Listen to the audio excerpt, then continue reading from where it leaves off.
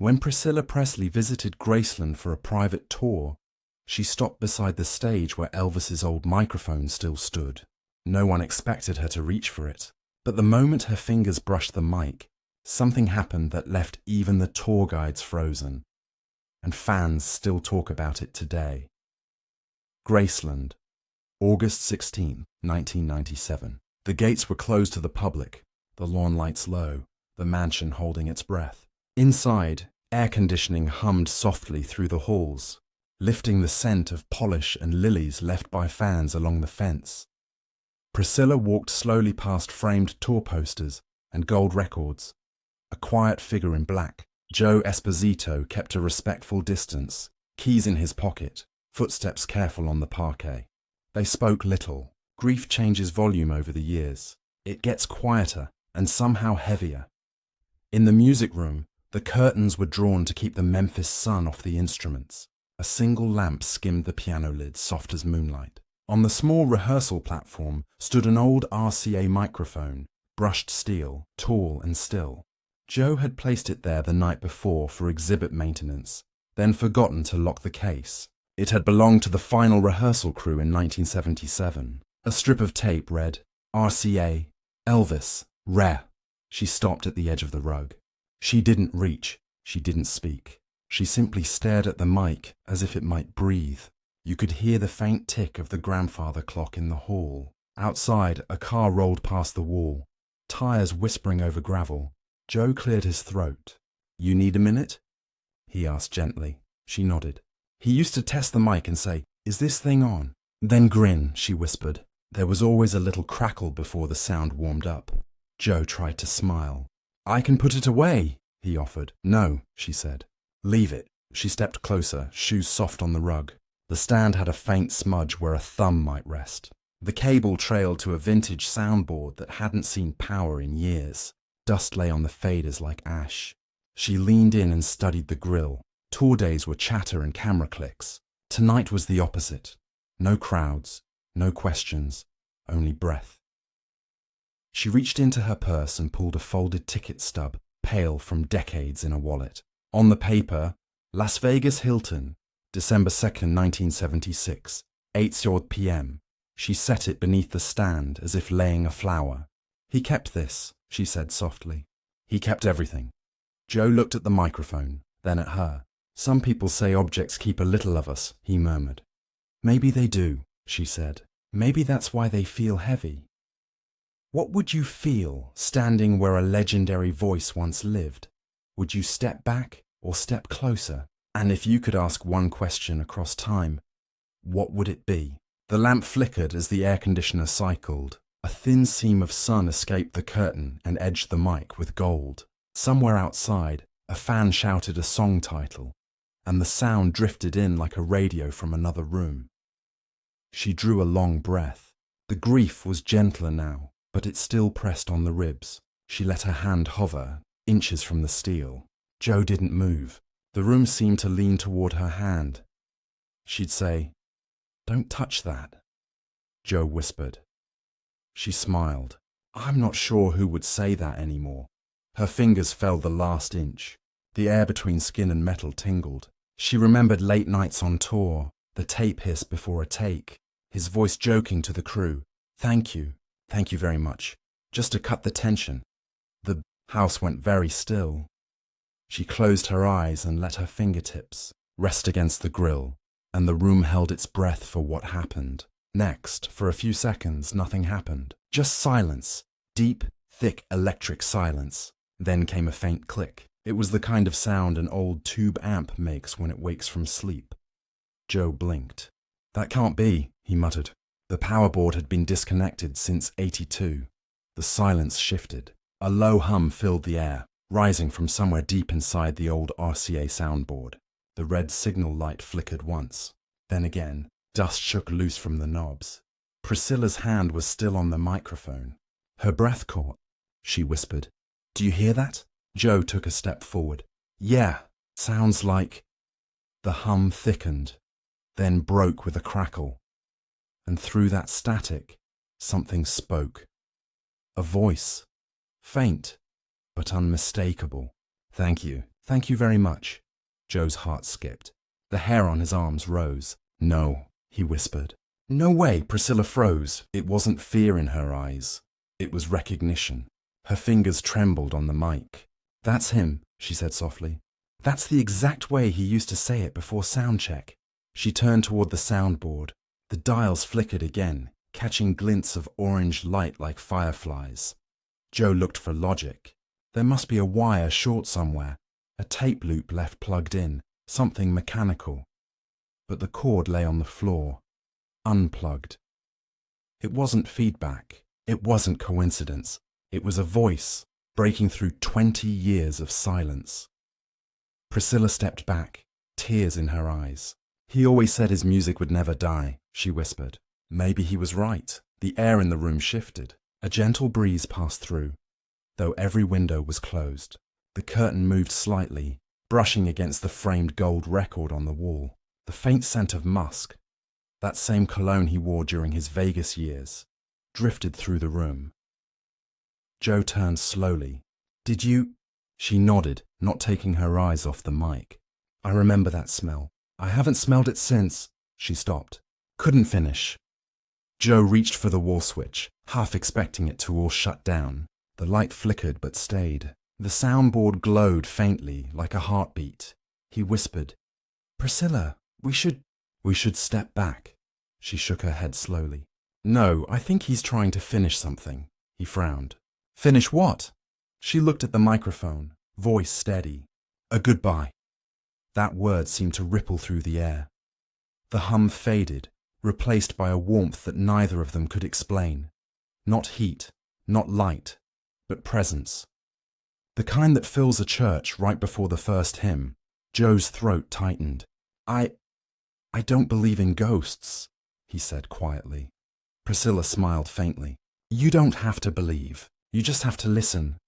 Have you ever felt someone with you long after they've gone? Not in memory, but in the air itself. The room was still again, but this time the silence didn't feel empty. It felt full. Priscilla let her hand drop from the mic. The hum stopped instantly. Joe stood frozen. You didn't imagine that. I heard it. Priscilla looked down at her trembling hand. He always said music never leaves a room. Maybe we just found proof. The old soundboard flickered one last time as if exhaling. Then, total quiet. She turned to Joe, her voice barely a whisper. Don't tell the press. Not yet, he nodded. So what do we do? She looked back at the microphone and said, we wait. If he wants to be heard again, he will be. And as they walked toward the door, the red light on the soundboard blinked once more behind them, just once, before fading into darkness. That night, a storm rolled over Memphis. Rain slid down Graceland's white columns, thunder rumbling low like drums beneath the earth. But inside, the air was still, too still. Joe couldn't sleep. He replayed what he'd heard over and over in his head. The hum, the voice, the impossible familiarity of it. At 2:17 a.m., he grabbed the small camcorder he always carried, one of those old high-8 models with a blinking red light, and headed back down the hall. The mansion was dark, lit only by the faint blue glow from the swimming pool outside. He stopped outside the music room. The door was ajar, a sliver of light cut through the crack. Soft, pulsing, he pushed it open. The microphone was glowing again. Not bright, just enough to see its outline in the dark. The red signal light on the board pulsed faintly in rhythm. 1, 2, 1, 2. Like a metronome, Joe swallowed. All right, E, he whispered, half shaking. If that's you, give me a sign. A static hum answered, gentle but rising. Then, through the distortion, came that same voice. Testing, testing. 1, 2. Joe nearly dropped the camera. He steadied it, aimed at the mic, the red recording light blinking. The voice spoke again. Can you hear me?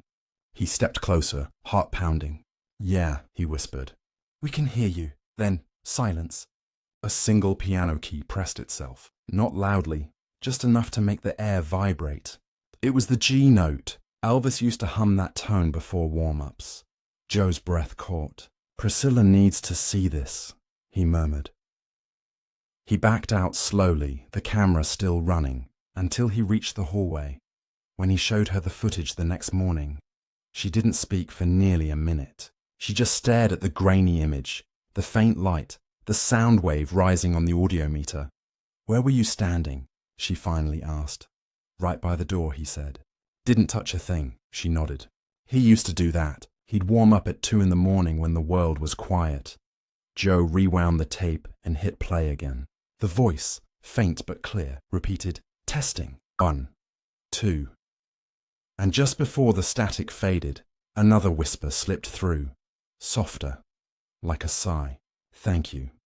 They looked at each other, neither speaking. "That's from the 1976 Hilton rehearsal," Joe said quietly. Same phrasing. But there was no tape deck, no reel. Priscilla leaned forward. "Maybe it's not about where it came from," she said. "Maybe it's about what's left behind." Outside, the storm broke into sunlight. The rain tapered into mist that hung over the lawn like a dream half remembered. For the rest of that day, the soundboard stayed dark.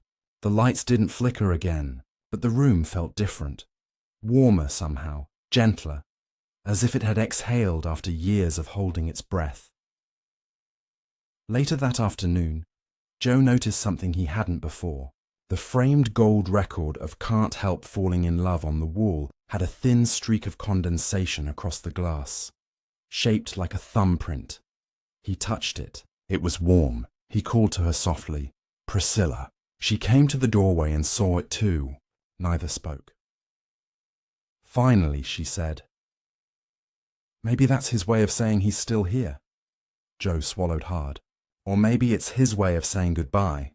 She smiled faintly. "Either way," he answered. "What would you do if you heard a voice from someone you loved, not as a memory, but as sound itself? Would you run, or would you listen until it faded?" The rain outside stopped completely. Light poured through the curtains, landing squarely on the microphone, gleaming like silver. And in that moment, Graceland didn't feel like a museum anymore. It felt alive. The next evening, the house seemed to hum before anyone touched a switch. Even the tour staff said it felt charged, like walking into a concert before the lights go up. Priscilla returned quietly at sunset, her steps slow across the hallway tiles. Joe was already inside, camera set up, cables checked, hands shaking just a little. She stopped at the doorway. "You sure we should do this?" He nodded. "If something's still trying to speak, I think it deserves to be heard." She exhaled. "Then let's listen." The room was the same. Microphone centered, soundboard unplugged, piano waiting. But the air felt thick, as if holding its own memory. Priscilla walked to the mic again, her reflection small in the chrome grille. "I don't know what you're trying to tell us," she whispered, "but I'm here." The lamp flickered once. A low hum rolled through the floorboards. The signal light blinked red, steady this time. Joe's recorder captured every second. Then the chandelier above them swayed, though no window was open. It wasn't violent. It was rhythmic, almost like it was moving to a beat only one person in history would know. Priscilla's eyes welled. "He used to tap his foot just like that when he was nervous," she said. Joe's throat tightened. "Priscilla, do you want me to—" She shook her head. "No, let it be." A warmth filled the room. Not heat, presence. It brushed her shoulder like air shifting past. The curtains lifted slightly, a faint melody slipping through. For a heartbeat, it sounded like the tail end of "Can't Help Falling in Love." Priscilla whispered, "It's him." "I can feel it." Joe's camera shook in his hands. He didn't move. Then, silence again. But it wasn't empty. It was the kind of silence that hums with meaning. The red light dimmed. The hum faded. The chandelier stilled. Priscilla stayed by the mic, tears tracing her cheek. "It's not haunting," she said softly. "It's gratitude." Joe wiped his eyes. "Gratitude?" She nodded. "For being remembered. For still being loved." She pressed her palm gently against the mic's base. "You can rest now." And as soon as she said it, the power blinked once. A tiny pulse that traveled across every light in the room. The soundboard gave one last sigh of static, then went dark for good. Joe looked down at the recorder. It's still rolling, he said quietly. Keep it, Priscilla said. No one will believe it, but keep it anyway. When they stepped into the hallway, the mansion seemed to breathe again. The air felt lighter, the stillness softer. Outside, the evening crickets had begun their song. What would you have said if given one last chance to speak to the person you lost?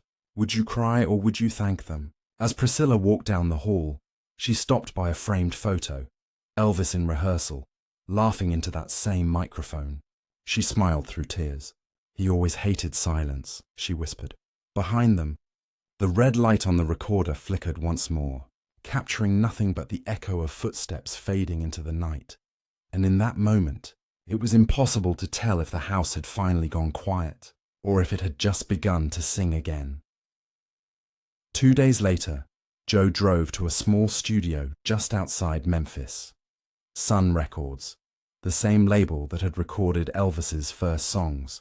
The camcorder was on the passenger seat, wrapped in a towel as if it were sacred.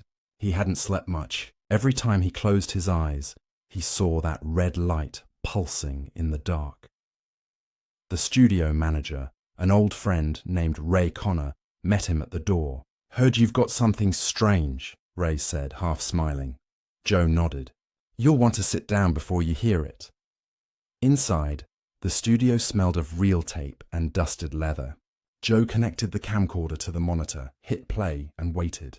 The footage was grainy, shadows, static, Priscilla's outline near the microphone. Then came that hum, then the voice.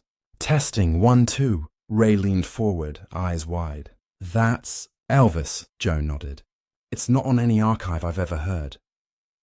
Ray paused the tape, checked the waveform on his console, then played it again. Joe, the mic you filmed, was it connected? No, power's been off for years. Ray stared at the screen. Then what's feeding this signal? Joe said nothing. He didn't have an answer. Ray leaned back, whispering, Do you realize what this is? You might have caught something that can't be explained. By the next morning, word leaked. A journalist from the Memphis Gazette got wind of a lost Elvis recording. Fans started calling the studio, begging to hear it. Joe panicked. He called Priscilla. They're going to print it, he said. Her voice was calm. Let them, but don't call it a ghost story. What do we call it? A memory. Finally heard. Within 48 hours, every major news outlet had a headline. The Graceland Whisper. Elvis speaks through static. Skeptics called it coincidence. Some claimed Joe faked it with an old soundbite. Others said it was nothing more than electromagnetic interference. But the people who loved Elvis didn't care about theories. They heard the warmth in that faint thank you, and it felt real. Fans began leaving notes at Graceland's gate again, the way they had in '77. The lawn filled with candles, handwritten letters, and silver-painted microphones. One message stood out. Written in blue ink, it said, He's still here. We heard him too. When Joe showed the note to Priscilla, she traced the letters with her finger. That's the same handwriting as a fan who wrote him in '72, she said softly. I recognize it. That evening, she recorded a short message for the press. I don't believe in ghosts, she said, but I do believe that love leaves echoes. Maybe what you heard wasn't the past coming back. Maybe it was the present finally listening.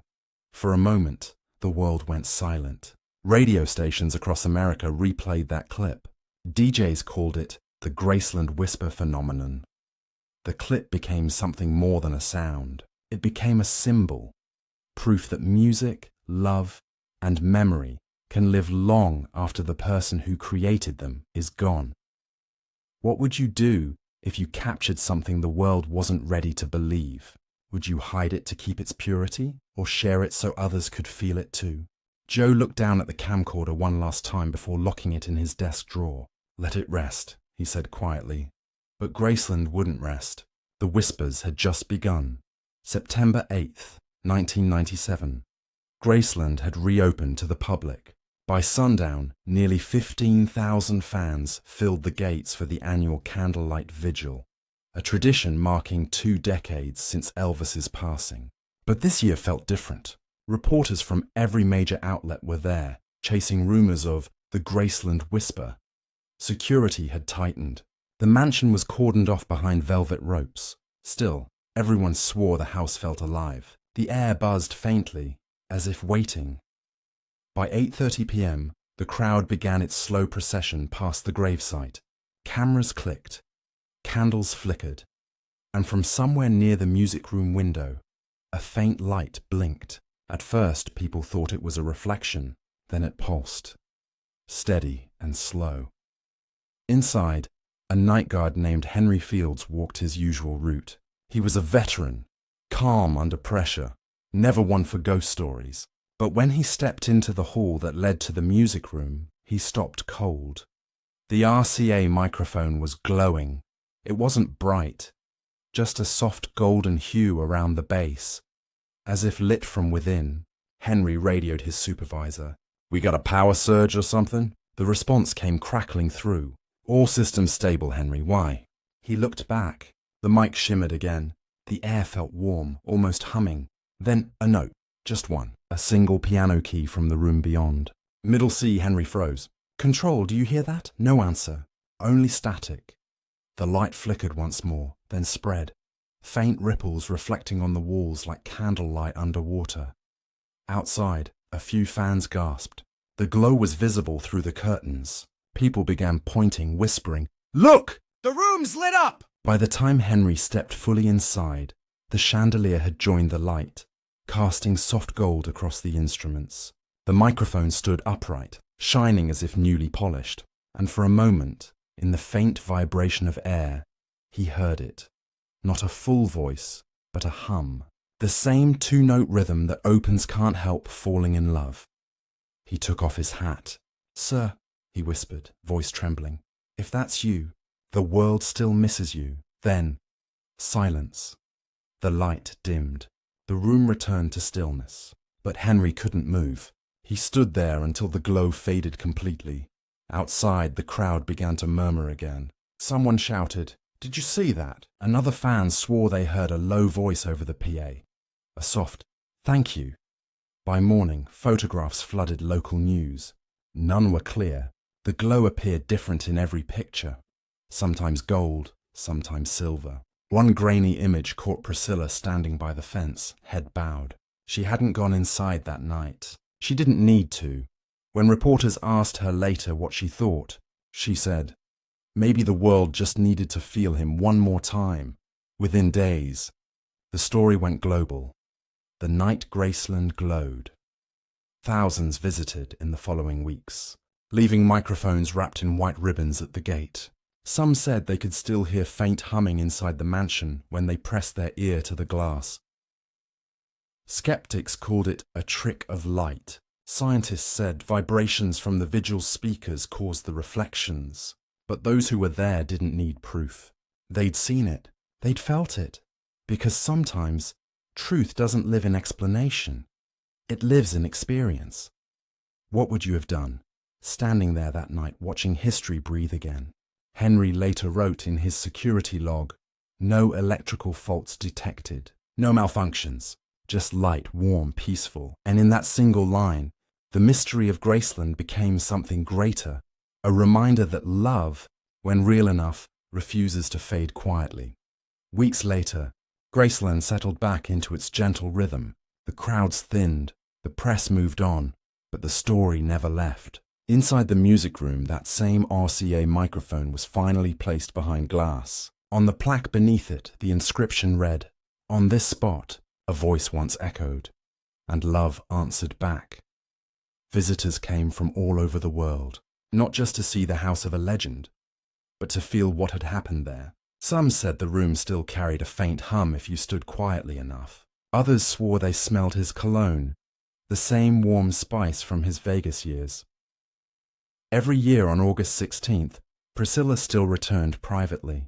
She never touched the mic again. She didn't need to. She'd already felt everything it had left to give. During one visit, she left a single rose on the stand and whispered, "You kept your promise." Because Elvis once told her, "I'll never really leave this place. Scylla, my music will stay." And somehow, against every law of science, it did. That day in 1997 wasn't about ghosts. It was about grace, about a connection that refused to be silenced. So maybe it wasn't a haunting. Maybe it was harmony. The universe tuning itself for one last encore. And for anyone who ever doubted the power of love, Graceland still stands as proof. Some voices don't fade. They just change the way we hear them. If this story gave you chills, share it with someone who still believes love can echo beyond time. Because some stories aren't meant to be solved, only felt. Graceland didn't just preserve a legend. It proved that presence can live inside sound, and that gratitude can outlast grief. And maybe, if you listen closely, you'll hear him too,